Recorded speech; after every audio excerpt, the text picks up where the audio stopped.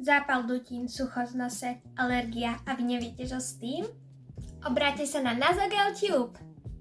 Je to nosový gel s fyziologickým roztokom bez liečiv na báze voderozpustného gelu so solami kyseliny hyalurónovej na vlhkosť v nose.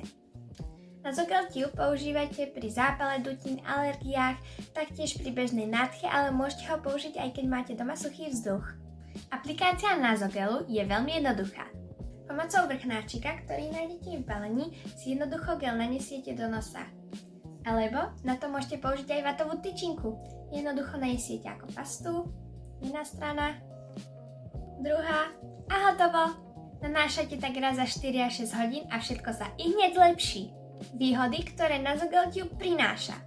Vynikajúco hydratuje nosné dierky, používať sa môže každých 4 až 6 hodín a taktiež je to gel s fyziologickým roztokom na báze voderozpustného gelu so solami kyseliny hyalurónovej a s látkami z aloe very. A poviem vám malé tajomstvo. Nasogel Tube a Nasogel není nič rozdielne, je to presne to isté, len jedno je v tube a druhé nie. Ani vy neviete, čo so suchosťou v nose? Nenechajte svoj nožtek dlhšie trpieť a kliknite na čistynos.sk.